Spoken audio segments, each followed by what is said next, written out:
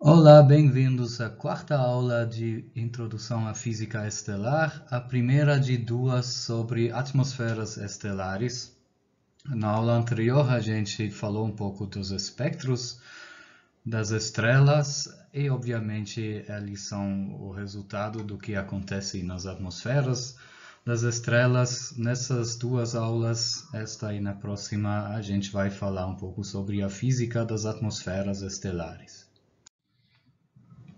O problema na observação das estrelas é que não podemos olhar para o interior da estrela e até a parte exterior, que vamos chamar de atmosfera da estrela. Em quase todos os casos, a gente também não vê espacialmente resolvida pela grande distância das estrelas. A gente vê as estrelas apenas como fontes pontuais no céu. Aí a única coisa que temos mesmo é a radiação que chega a nós em função do comprimento de onda ou da frequência, o espectro da estrela. Em alguns casos podemos pelo menos conhecer a distância por um dos métodos de medir distâncias que já mencionei nas primeiras duas aulas. Aí conseguimos também calcular a luminosidade absoluta em função do comprimento de onda, em outros casos nem isso. Mas esse espectro contém bastante informação, mesmo assim. Ela contém informação sobre a temperatura da superfície da estrela, superfície entre aspas. As estrelas não têm uma superfície muito nítida, a gente vai falar sobre isso mais para frente. Sobre a densidade e a composição desta atmosfera da estrela. Mas para entender isso direito, a gente tem que entender como se propaga a luz por esta atmosfera estelar. Então vamos tentar descrever o campo de radiação desta luz ou desta radiação eletromagnética propagando-se pela estrela. Descrevemos ele num determinado ponto que aqui botamos no centro de um sistema de coordenadas. O eixo Z, por exemplo, poderia ser o eixo vertical, quer dizer, o eixo que aponta do centro da estrela para fora. E olhamos para um raio de luz que faz um ângulo θ com esse eixo Z, tal que ele atravessa uma superfície perpendicular ao eixo Z, então uma superfície no plano XY, que podemos chamar dA, e olhamos para aquela parte espectral desta luz entre um comprimento de onda lambda e lambda mais d lambda. Sendo que o raio se propaga nesta direção dentro de um cone de ângulo sólido dω, a partir do nosso ponto. Aí a área dA projetada num plano perpendicular ao nosso raio, quer dizer, a seção transversal que nossa área mostra para o nosso raio, obviamente é dA vezes o cosseno de θ, vezes o ângulo que a vertical nosso plano faz com o nosso raio.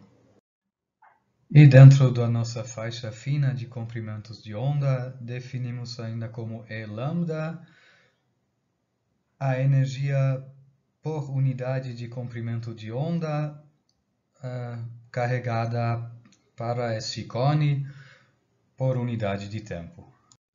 E chamamos esta energia por unidade de tempo, unidade da área atravessada e unidade de ângulo sólido de intensidade específica, onde o específica se refere ao comprimento de onda, a intensidade específica para este comprimento de onda, a intensidade por unidade de comprimento de onda, ΔI, Δλ. Obviamente, a unidade desta intensidade específica é watt por metro quadrado por unidade de comprimento de onda, no caso nanômetro ou algo assim, por a unidade de ângulo sólido estar adiante. Jogando todos os termos no denominador para o outro lado, podemos escrever esta energia que poderíamos chamar de energia específica assim. E escrevendo este ângulo sólido de ômega em coordenadas esféricas, assim. Bom, supondo que não há apenas um raio em uma direção passando pelo nosso ponto, mas que a radiação com comprimento de onda lambda em todas as direções passando por nosso ponto, podemos definir uma grandeza chamada intensidade média, mediada sobre todas as direções. Isso é definida assim, então a intensidade específica integrada sobre todas as direções e dividido por 4π, que é o ângulo sólido da esfera inteira. Ou em coordenadas esféricas. Obviamente, se a radiação de comprimento de onda lambda é igual em todas as direções, aí a gente chama isso de um campo de radiação isotrópico, a intensidade média é igual à intensidade em qualquer direção.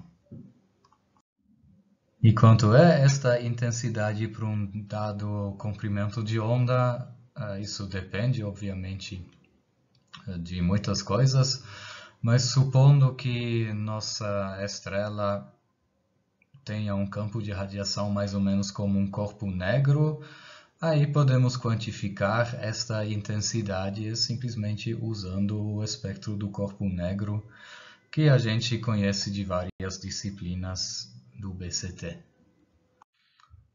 E quanto seria a densidade de energia desse nosso campo de radiação? Para calcular isso, vamos supor um cilindro com uma área de base, quer dizer, área na direção, no plano XY dA, e a uma altura dL, uma altura na direção Z dL. Aí, já que nosso raio viaja com velocidade c e faz um ângulo de θ com nossa vertical, ele percorre na direção z, ou percorre a distância dl na direção z, num tempo desta distância dividido por c pela componente vertical da sua velocidade c cosseno de θ. Copiando esta equação do slide anterior e substituindo o cosseno de θ de cima, obviamente eu cortei no processo com dt.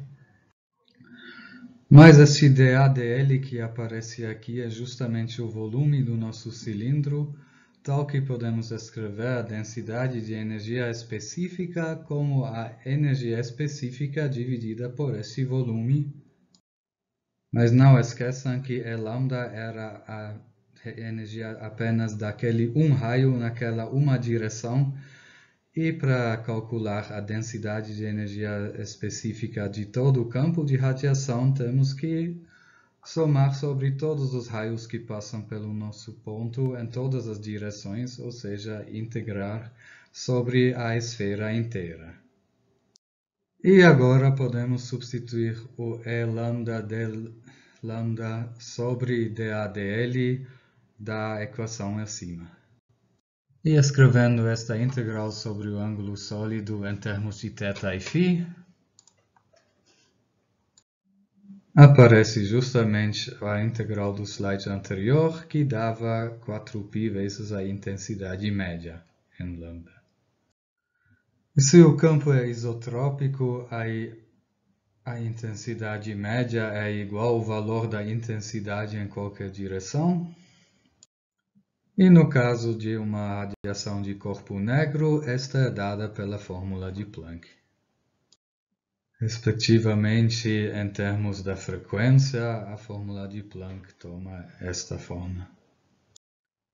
E a partir destas densidades de energia específicas, quer dizer, para um dado comprimento de onda, até a densidade de energia total, temos que integrar sobre todos os comprimentos de onda, respectivamente sobre todas as frequências. No caso de um corpo negro, o espectro sobre aquele temos que integrar o de Planck, que, como sabemos, de estrutura da matéria física quântica dá justamente a constante de Stefan Boltzmann vezes a temperatura na quarta potência. Na verdade, isso não vale apenas para corpos cuja radiação segue o espectro do corpo negro, mas para qualquer forma espectral, só que para o corpo negro dá para calcular, né?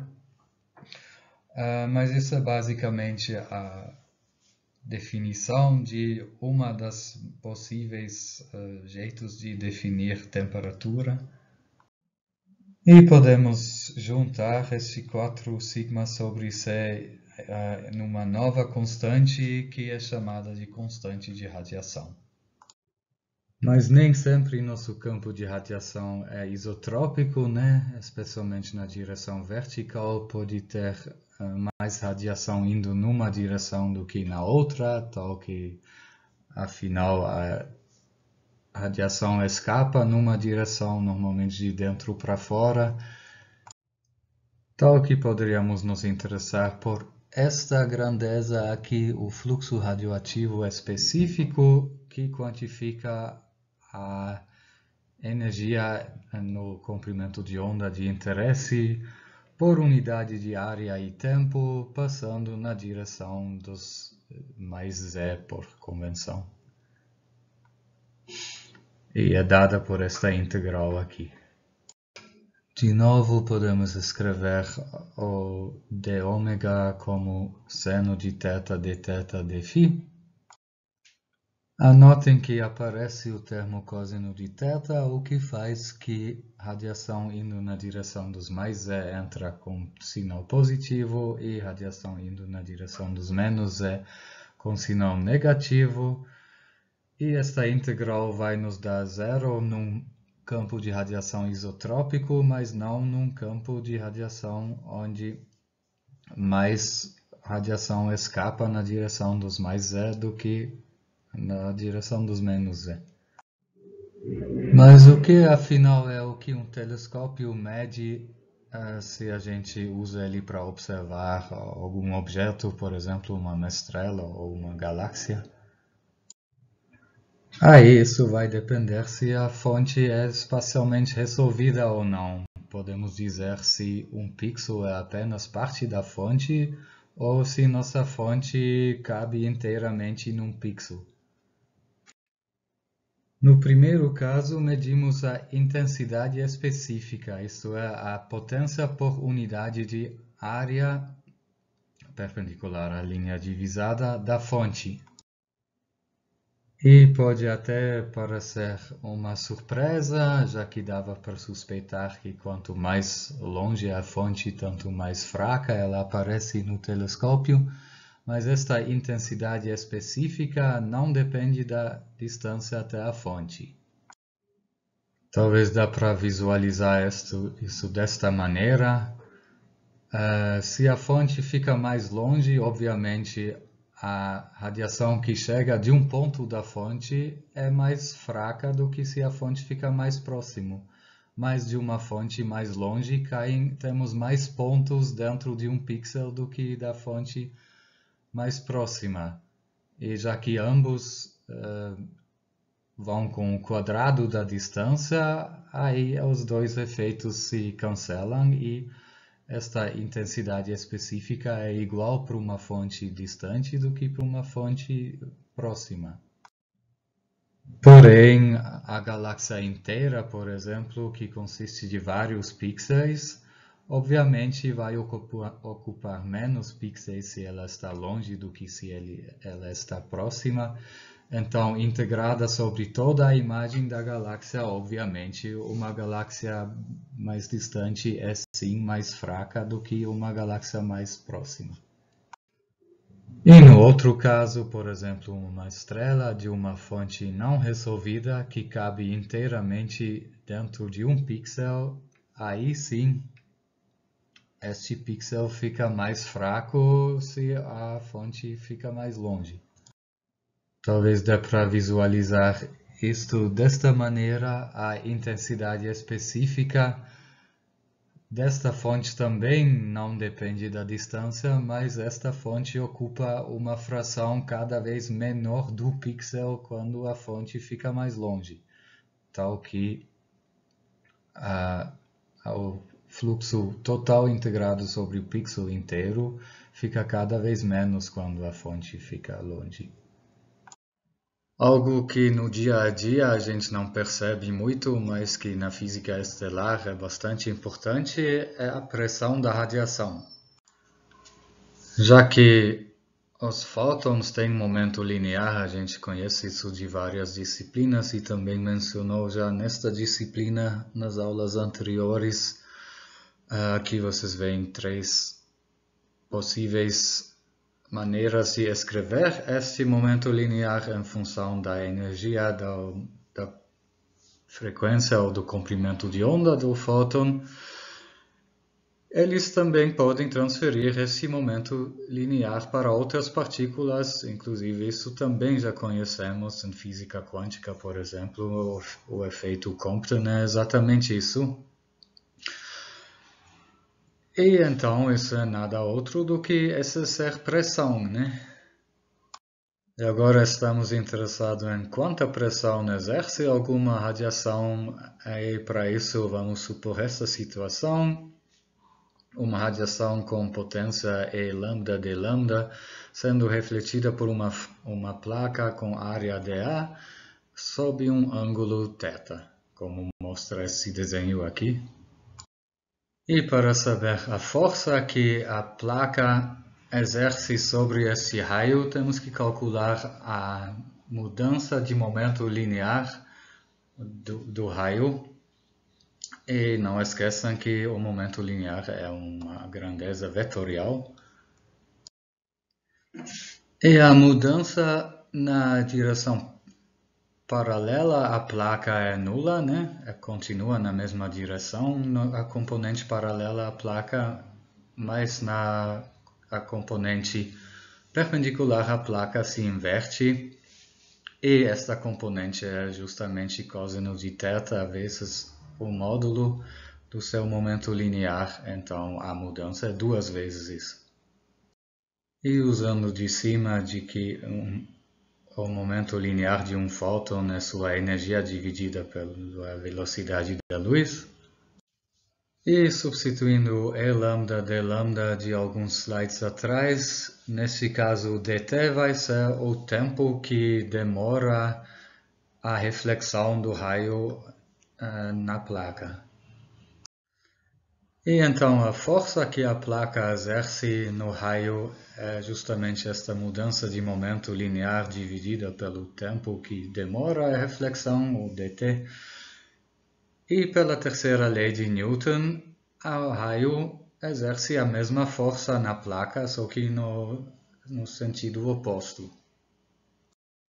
E a pressão agora que o raio exerce na placa é esta força dividida pela área da placa. E substituindo de cima, chegamos neste valor para esta pressão que o raio exerce na placa. E se não temos apenas este raio, mas raios vindo de todas as direções, pelo menos de um lado da placa, aí temos que integrar sobre a semiesfera, como mostra esta integral aqui. Escrevendo dω em termos de θ e lambda. Mas nossa meta não é calcular a pressão sobre uma placa, mas calcular a pressão num ponto, numa posição. Aí temos que substituir a placa por uma placa imaginária, por uma superfície matemática. E neste caso, nosso raio não é refletido e a pressão que ele exerce corresponde a apenas uma vez sua componente perpendicular à superfície. E sem a placa também não precisamos mais da suposição de que toda a radiação vem de um lado, o que de qualquer jeito não é o caso no interior das estrelas. A radiação vem de todos os lados, então temos esta pressão vindo de todas as direções. E para um campo isotrópico, onde I não depende das variáveis θ e φ, a gente já sabe de sobra quanto dá esta integral, simplesmente a superfície da esfera vezes o I, então 4πI. Mas para um campo não isotrópico, o I lambda é uma função de θ e φ, obviamente neste caso vai depender do seu sistema de coordenadas, ou seja, da orientação do seu eixo Z e da sua superfície dA. Na atmosfera de uma estrela também não temos luz de apenas um comprimento de onda, normalmente temos um contínuo de comprimentos de onda, tal que temos que integrar sobre todos os comprimentos de onda ainda para obter a pressão total, que já chamamos de pressão radiativa total. No caso de uma radiação de corpo negro, o espectro sobre aquele que temos que integrar é o de Planck. E sabemos quanto dá esta integral sobre a função de Planck, sigma vezes a quarta potência da temperatura, vezes π que se corta. Ou em termos da constante de radiação, podemos escrever assim. Mas isso é justamente 1/3 da densidade de energia da radiação. Isso vale não apenas para uma radiação de corpo negro, mas para qualquer radiação eletromagnética. A pressão radiativa que ela exerce é 1/3 da sua densidade de energia. É um bom exercício para não esquecer que as grandezas na física têm unidades, mostrar que pressão e densidade de energia têm as mesmas unidades. E só de lembrete para comparação, aprendimos em outras disciplinas a estrutura da matéria, fenômenos térmicos, talvez algumas outras também, de que para um gás ideal, um gás consistindo não de fótons, mas de partículas com massa, a pressão é 2/3 a densidade de energia. Bom, eu falei da temperatura como se isso fosse uma grandeza bem fácil de determinar. Para uma estrela isso não é tão simples assim.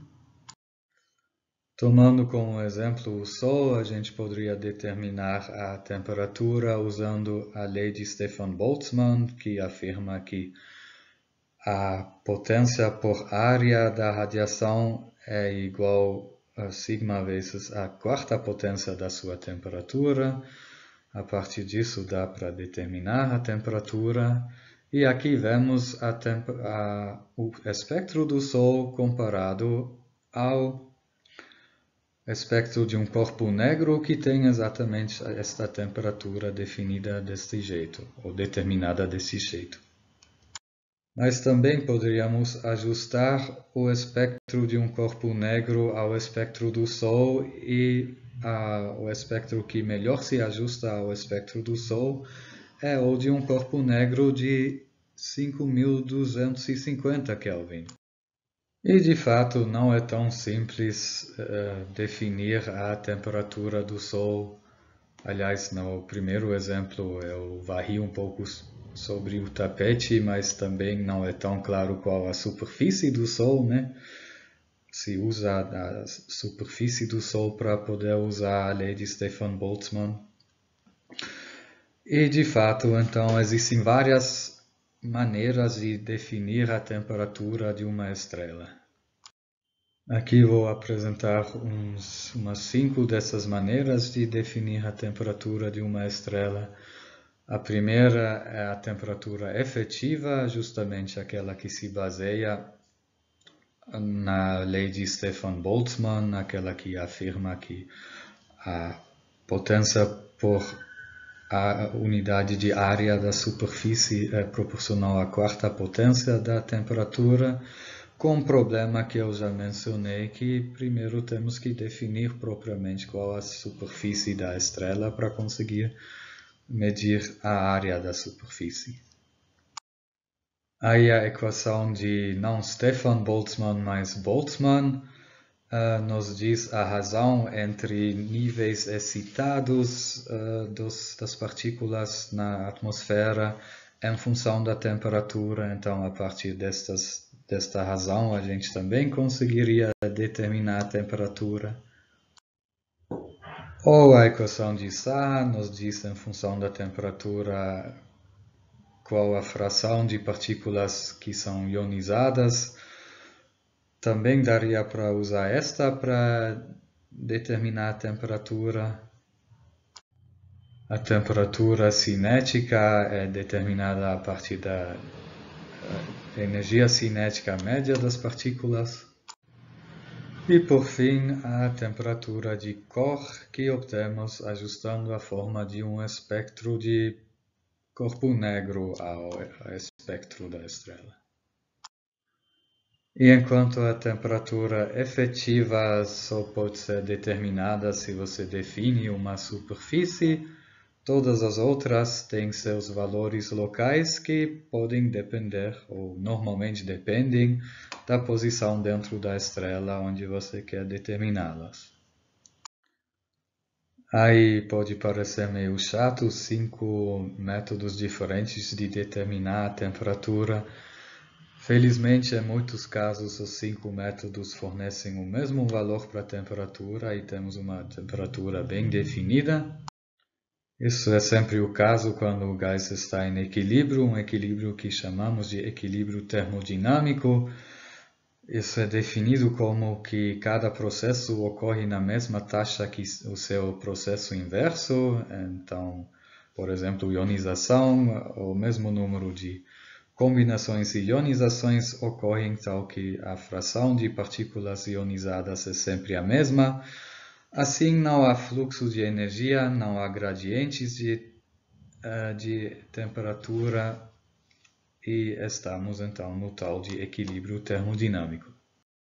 Bom, normalmente há gradientes sim e há transporte de energia, normalmente de dentro para fora, mas se esses gradientes são muito rasos, quer dizer, se as distâncias sobre as mudanças de temperatura ocorrem são muito maiores que as distâncias percorridas pelas partículas entre choques, chamados de percursos livres médios, aí estamos numa situação bastante próxima do equilíbrio termodinâmico e chamamos isso de equilíbrio termodinâmico local e dá para calcular localmente como se estivessem em equilíbrio termodinâmico.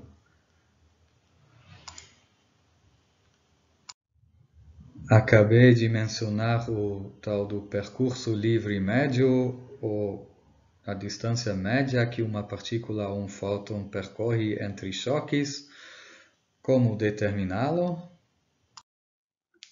Para isto, temos que definir algumas grandezas, dar nomes.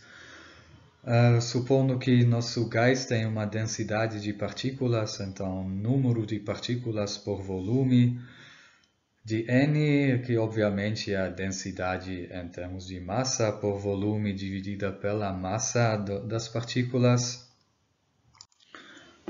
E em quase todos os casos as partículas são átomos de hidrogênio.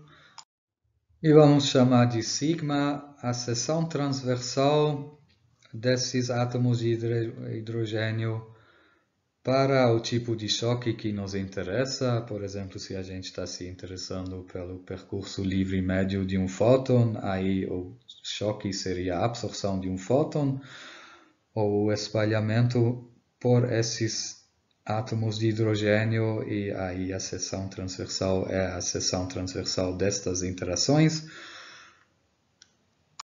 Ou se a gente está interessado no percurso livre médio justamente de um dos átomos de hidrogênio, a seção transversal vai ser justamente a área de um círculo cujo raio é 2 vezes o raio dos átomos, o raio físico dos átomos.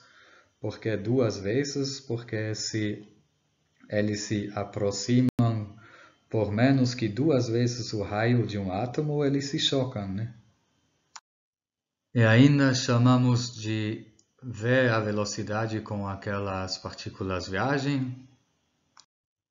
Aí, uma partícula varre dentro do tempo t um volume que é justamente a distância que ela percorre no tempo t, vt, vezes a seção transversal sigma. E dentro desse volume vamos ter densidade vezes o volume e número de átomos com aquelas nossa partícula colidiu. Aí a distância média entre choques vai ser a distância total que a partícula percorreu nesse tempo dividido pelo número de choques. E isso é justamente o percurso livre médio que a gente quis determinar. Dá para cortar com VT e obtemos um termo bastante simples para o nosso percurso livre médio, que é 1 sobre a densidade de partículas e a seção transversal para o tipo de choque que nos interessa. Agora vamos falar mesmo da propagação da luz dentro da atmosfera de uma estrela. E para isso é importante falar do conceito de opacidade estelar. E para isso vamos um pouco redefinir a palavra absorção. Até agora a gente entendeu como absorção só o processo que um átomo absorve um fóton que depois não está mais lá, que foi usado para excitar o átomo ou algo assim. Agora definimos absorção como qualquer processo que remove fótons de um raio de luz. Então não apenas removê-lo totalmente da existência, mas também removê-lo do raio no sentido de espalhá-lo numa outra direção ou algo assim. Por exemplo, por espalhamento Thomson ou Compton. Então, agora, a partir de agora, absorção é isso. Qualquer processo que tira o fóton do raio inicial. Aí, obviamente, se você tem absorção, seu raio vai mudar de energia enquanto ele está viajando pelo gás. E, pelo menos infinitesimalmente, esta mudança de energia vai ser proporcional à intensidade inicial do raio. Quanto mais você tem, tanto mais dá para absorver, né? A densidade do gás, que também parece meio lógico, e também a distância percorrida pelo raio, isso também parece lógico. Quanto mais você viaja pelo gás, tanto mais luz pode ser absorvida, tal que podemos escrever esta mudança de energia D e lambda como produto desta densidade, desta distância percorrida e desta energia atual do raio e alguma constante de proporcionalidade que chamamos de kappa lambda, o coeficiente de absorção, ou outro nome para ele, a opacidade monocromática, a opacidade no comprimento de onda lambda. Obviamente, as unidades desta opacidade são metros em quadrado por quilograma. Em geral, essa opacidade é uma propriedade do gás em questão, da composição e da temperatura do gás, e também, às vezes, dependendo do tipo de fonte de opacidade, da densidade, além desse fator densidade que vocês têm na absorção, o próprio kappa também pode depender da densidade. E já que estamos falando de complicações por causa da influência da densidade, também tem autores que definem a opacidade de maneira diferente, como definida aqui. Um fator densidade a mais está incluída na opacidade deles, o que faz que, no caso da definição deles, a opacidade é justamente o inverso do percurso livre médio. Bom, agora que sabemos como é a mudança infinitesimal da intensidade do nosso raio ao percorrer uma distância infinitesimal ds, conseguimos integrar isso para saber como depende a intensidade da distância percorrida quando esta não é mais infinitesimal.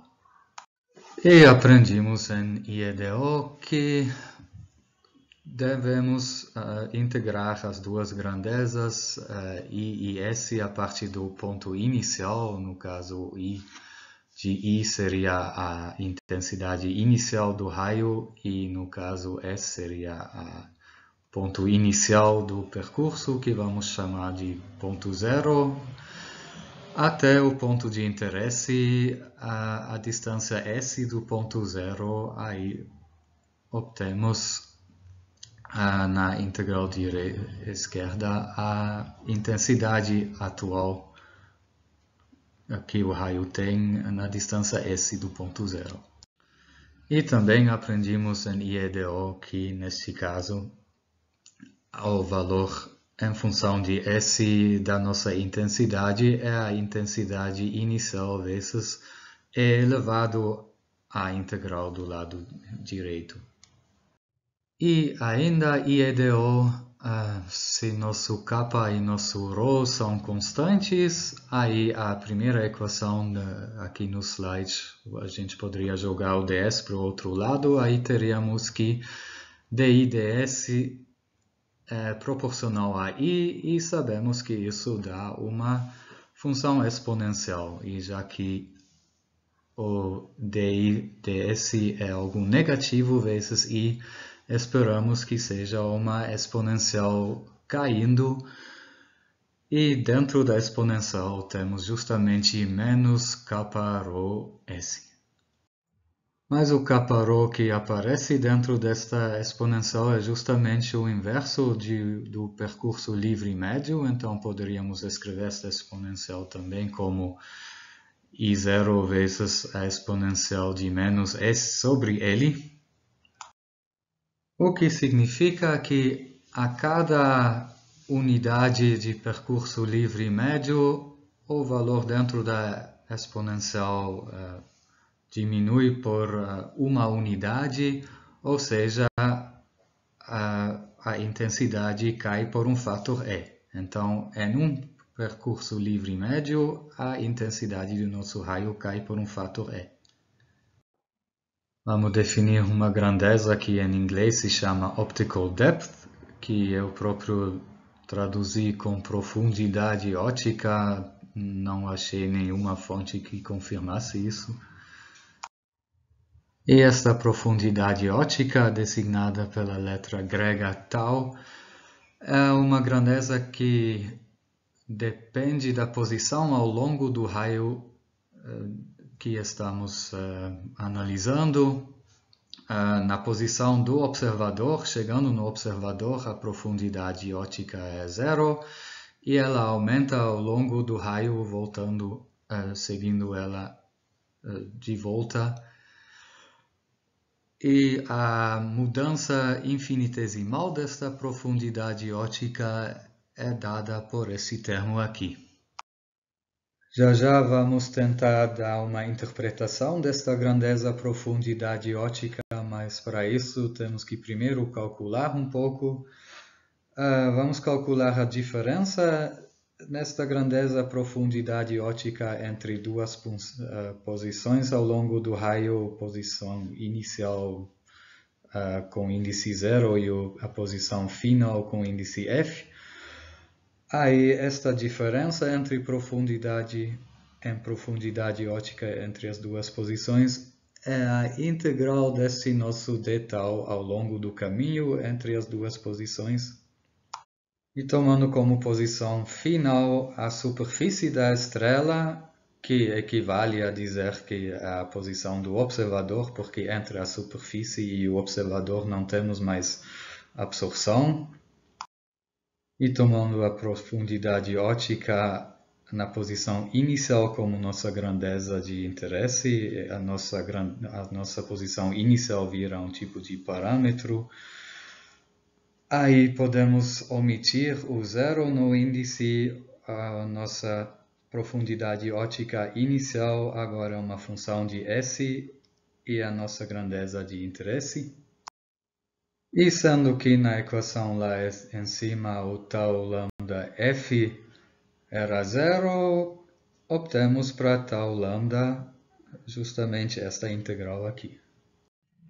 Mas isso é exatamente a integral que a gente já viu antes, falando de como diminui um raio ao longo do seu percurso, começando com intensidade I lambda zero.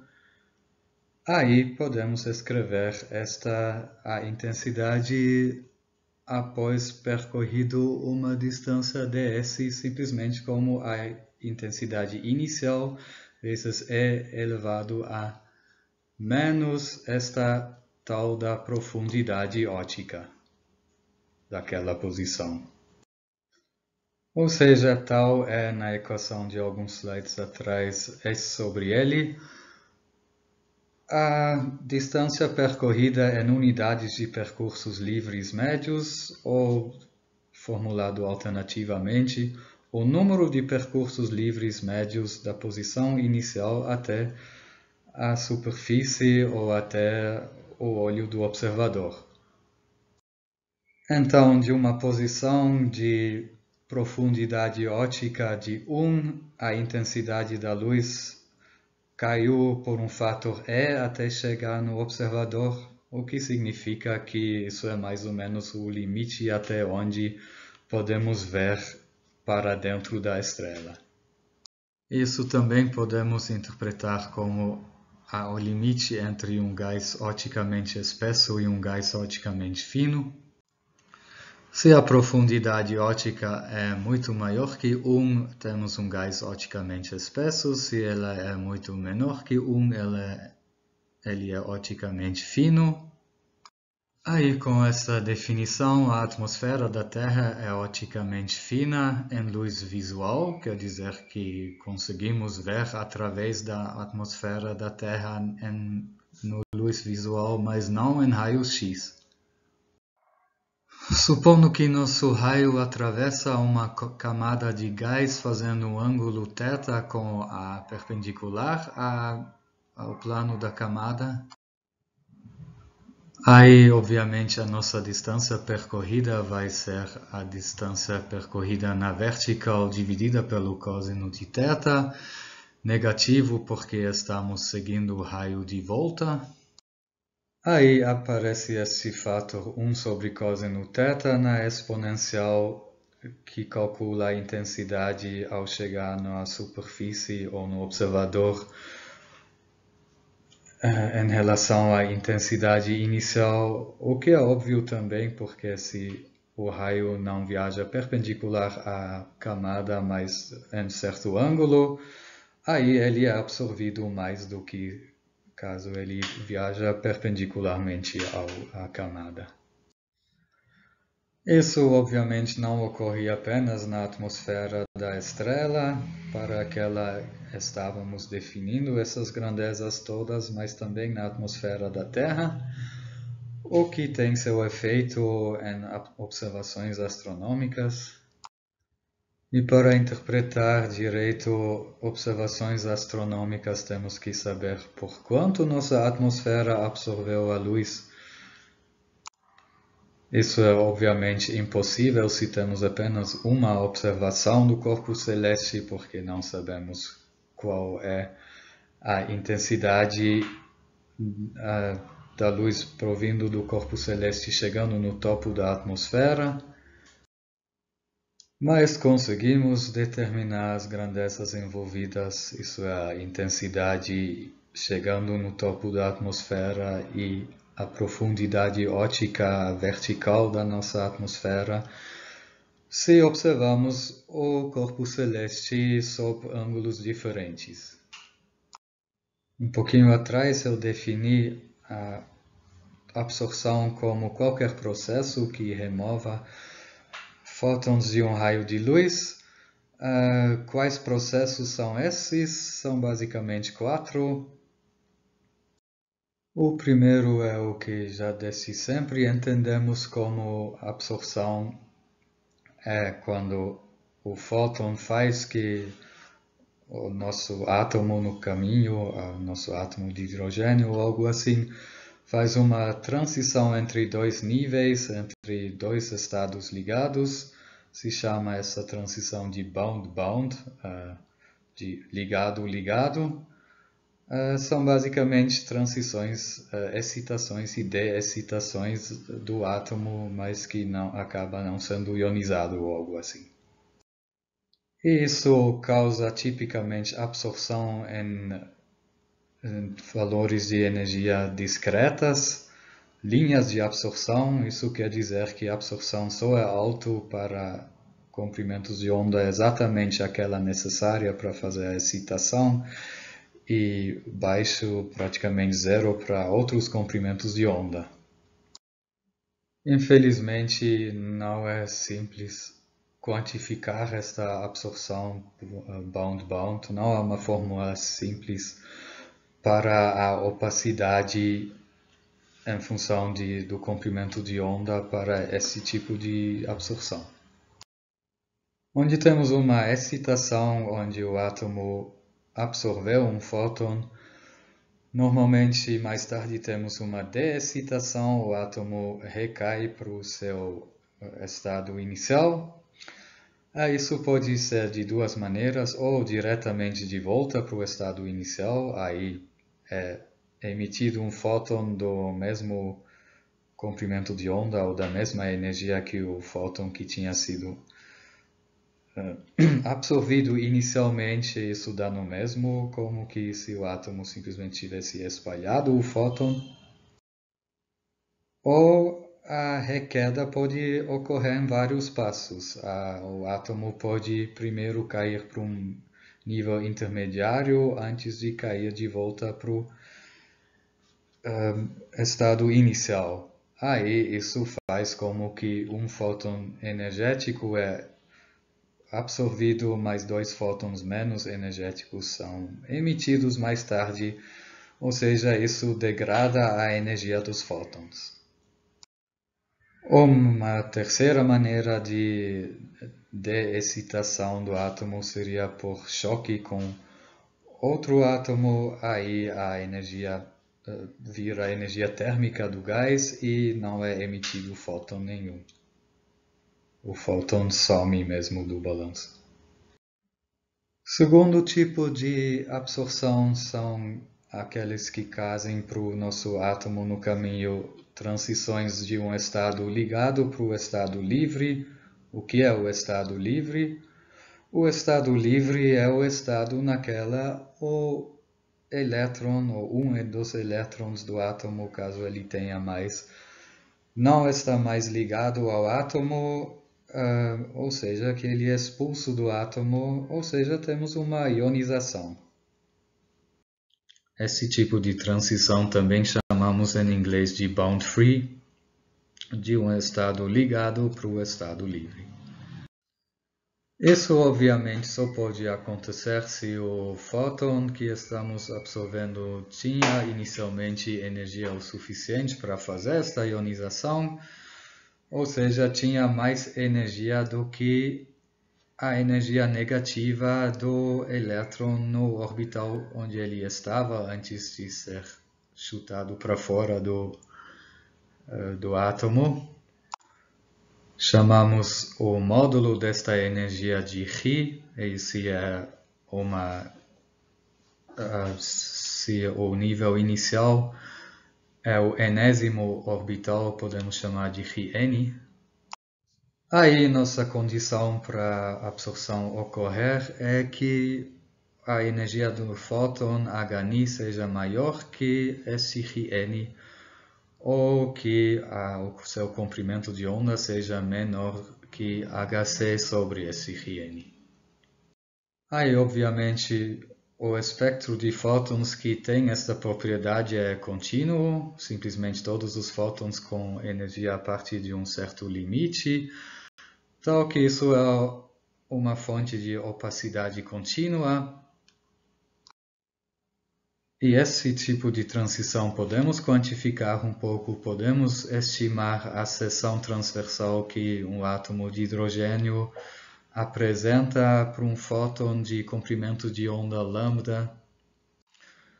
É dada por esta fórmula aqui, onde o N é o nível naquele o elétron estava inicialmente. E se temos absorção para fótons com comprimento de onda abaixo de um certo lambda limite e não para fótons com comprimento de onda acima desse limite, obviamente isso pode causar descontinuidades no espectro justamente na posição deste limite.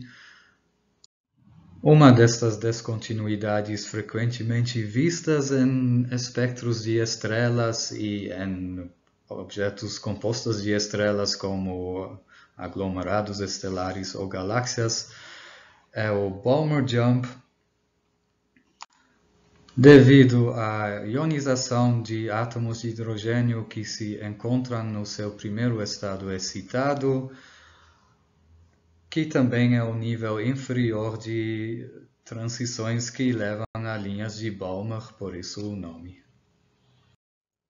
Certa hora, talvez o átomo se recombina de novo com algum elétron. Em geral, é um elétron que tem menos energia cinética em relação ao átomo do que tinha o elétron expulso logo depois de ser expulso, tal que a energia total que o elétron perde é menor do que na hora o elétron que foi expulso ganhou. Então, isso também é um processo que degrada a energia dos fótons.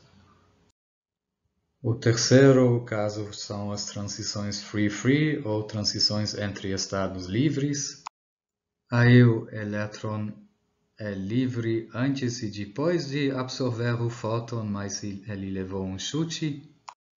Mas se você faz o cálculo do momento linear total e da energia total desse sistema elétron-fóton, que depois vira um sistema apenas o elétron, um dos dois não é conservado. É preciso de uma terceira partícula para absorver o momento linear que sobra, respectivamente a energia que sobra, normalmente um íon. E esse processo também pode ocorrer com fótons de energias variadas, também é uma fonte de opacidade contínua. Para isso também temos o processo oposto, um elétron sendo freado, passando perto de um íon e aí emitindo um fóton. Isso é chamado de Bremsstrahlung em alemão, que é traduzido radiação de freamento. E o quarto caso parece com o terceiro caso, também temos um fóton se chocando com um elétron e por isso o elétron sendo acelerado, só que neste caso o fóton não é absorvido, mas apenas espalhado. E para esse processo demos nomes diferentes dependendo dos detalhes. Por exemplo, se trata de um elétron livre, temos espalhamento Thomson. Se o elétron é ligado fracamente a um átomo, tal que ele é expulso do átomo, a gente chama isso de efeito Compton, caso o comprimento de onda do fóton é muito menor que o tamanho do átomo, e no caso oposto chamamos isso de espalhamento Rayleigh. A seção de choque para esse processo normalmente é pequena, quer dizer que ele é improvável, e ele não depende do comprimento de onda dos fótons. Em consequência, a opacidade do gás para este processo também é pequeno. Uma exceção notável é quando temos muitos elétrons livres, quando temos muitos átomos ionizados em altas temperaturas.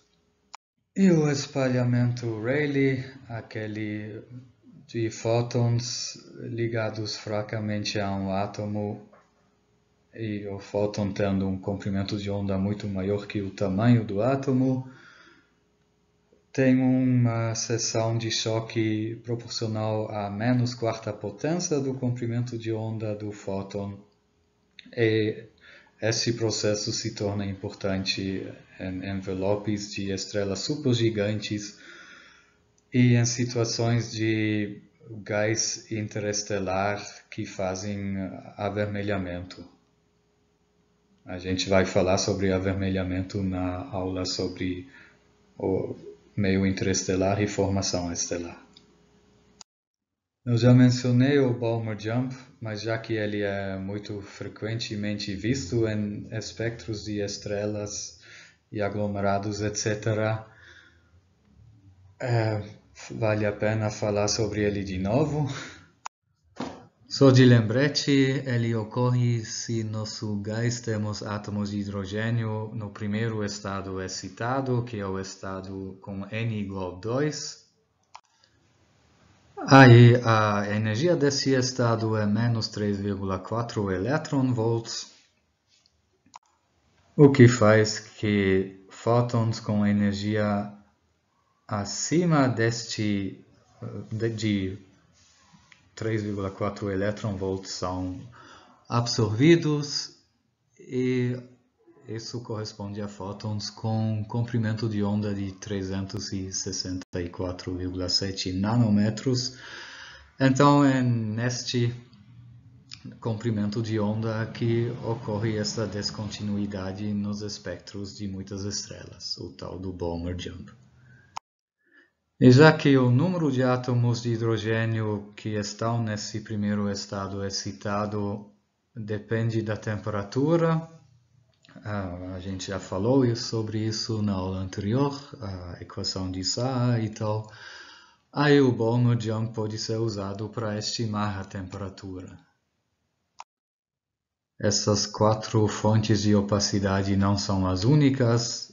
Tem outras fontes que, dependendo da situação, podem se tornar importantes.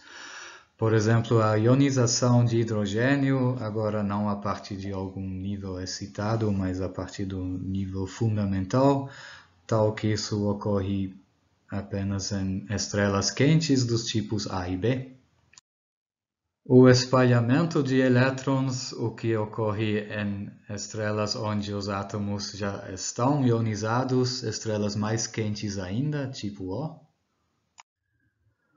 O oposto, se temos hidrogênio com elétron extra, ou íon de H-, isso ocorre tipicamente só em estrelas frias, a partir do tipo F. Este segundo elétron é ligado apenas fracamente ao átomo, quer dizer que ele tem uma energia de ligação baixa de apenas 0,75 elétron-volts, tal que fótons com energia bastante baixa já podem ionizar este íon, ou deionizar, melhor dito, e então poderem ser absorvidos fótons com comprimento de onda de até 1640 nanômetros.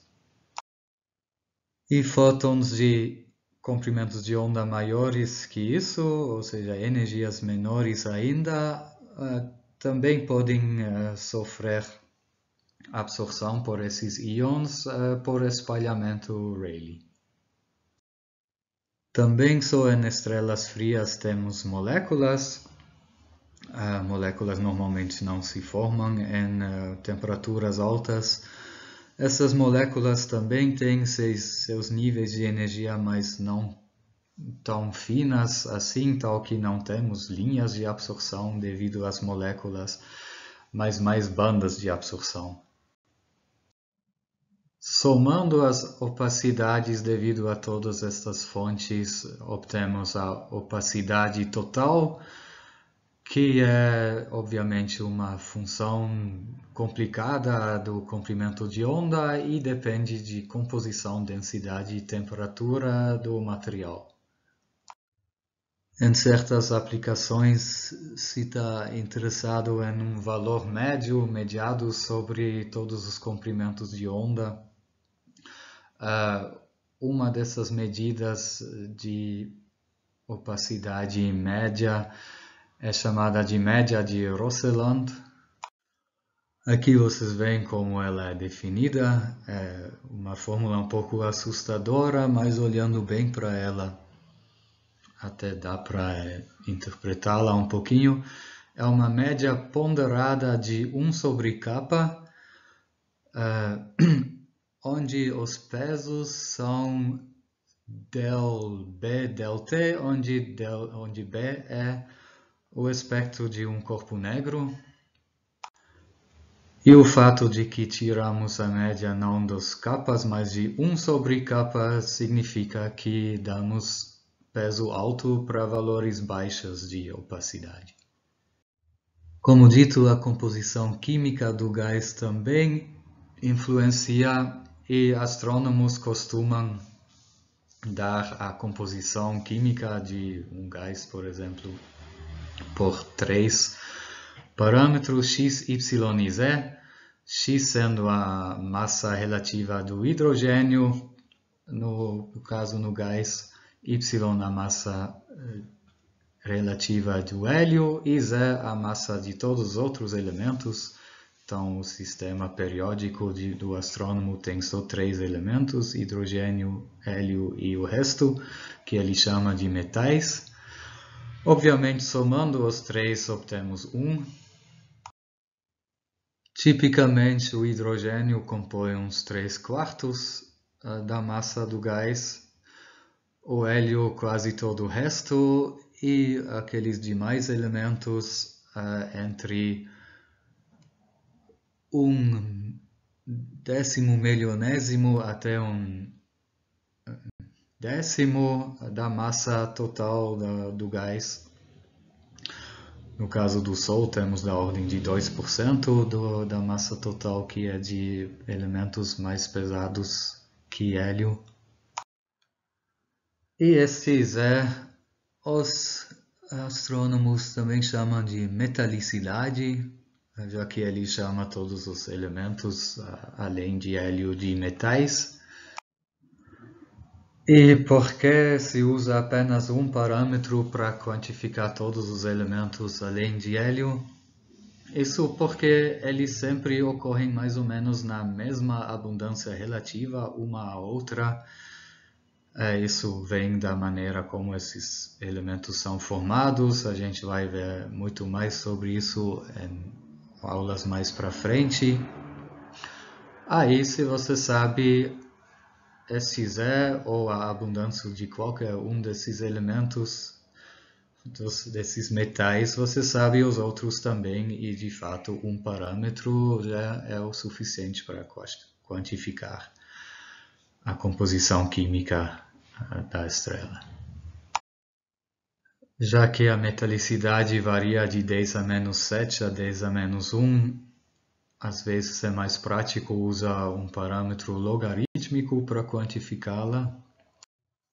Esta grandeza é definida assim: a abundância de ferro dividida pela abundância de hidrogênio da estrela de interesse, dividida pela mesma razão para o Sol, e disso o logaritmo à base de 10, e para abreviar esta fórmula se pode dizer ferro sobre H entre colchetes, o astrônomo costuma dizer Fe sobre H. Parece uma definição chata, mas acontece que o montante de hidrogênio nem varia muito entre as estrelas, talvez por poucos %, mas basicamente dá para cortar. Então é basicamente a razão entre a abundância de ferro na estrela e aquela no Sol que você pega e tira o logaritmo de 10. E por que ferro? Porque ferro é um dos elementos mais abundantes. Além de hélio, você também poderia usar oxigênio ou o Z total. Isso tudo dá o mesmo valor, já que todos os elementos, além de hélio, sempre ocorrem na mesma razão. Então, O estrela dividida por O Sol dá o mesmo valor que Fs estrela sobre Fs Sol, ou Z estrela sobre Z Sol. Obviamente se trata de uma grandeza sem unidades, mas às vezes se dá um nome mesmo assim para uma unidade desta grandeza, que é então um fator 10 em abundância de ferro, ou de Z, ou de O. Se chama uma unidade disso de Dex. E já que Z varia da ordem de 10 a menos 5 solar a 10 a 0,3 solar, significa que nosso parâmetro Fe sobre H varia entre menos 5 e mais 0,3. Obviamente, pela definição, o Fe sobre H do próprio Sol é zero, já que Fe sobre H solar dividido por Fe sobre H solar dá 1, o logaritmo disso dá 0.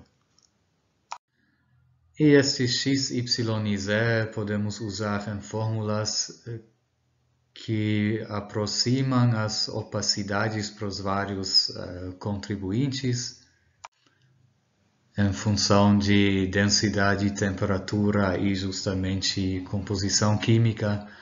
Não vou entrar muito em detalhes nessas fórmulas. Só isso, as contribuições bound free e free free caem com a temperatura na potência 3,5.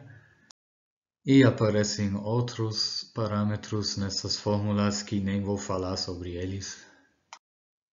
Aqui as fórmulas para as contribuições do espalhamento de elétrons e do íon H-.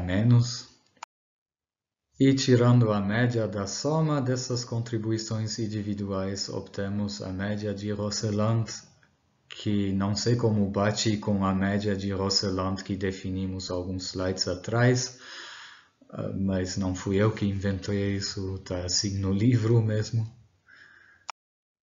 E aqui vocês veem como esta média de Rosseland depende da temperatura para vários valores de densidade. Vamos dar uma olhada nessas curvas. Para uma dada temperatura, a opacidade aumenta com a densidade. Isso significa que em algum valor de x, as curvas com rótulo com número maior ficam mais alto do que as curvas com rótulo menor. E agora vamos seguir as curvas da esquerda para a direita, ou seja, das temperaturas mais baixas até as mais altas. No início, a opacidade aumenta, isto é porque quando a temperatura aumenta, mais e mais átomos são ionizados, mais e mais elétrons livres você tem, e elétrons livres contribuem para várias dessas fontes de opacidade. Até uns 10.000 Kelvin, quando todo o hidrogênio e hélio são ionizados. A partir de lá, obviamente, não surgem mais elétrons livres se você aumenta a temperatura mais. A partir de lá, em geral, as curvas caem com a 13ª potência da temperatura, devido às fórmulas que a gente viu para a absorção bound free e free free. Esta queda com esta potência da temperatura é chamada de lei de Cramer. À segunda vista, no meio destas curvas caindo, ocorrem umas subidinhas. A primeira em 40.000 Kelvin, que é devida à segunda ionização de hélio, quando o segundo elétron também é tirado do hélio. E depois uma mais pronunciada em 100.000 Kelvin, que é devido à ionização de certos metais, especialmente ferro. E a partir de certa temperatura, que depende da densidade, ela é mais alta para densidades altas, a opacidade fica praticamente constante em função da temperatura. A partir de lá, o espalhamento em elétrons livres domina. E o número desses independe da densidade e da temperatura, por isso que essa curva fica constante a partir de lá. Foi isso para hoje. A próxima aula vai ser a parte 2 da física das atmosferas estelares. Até lá.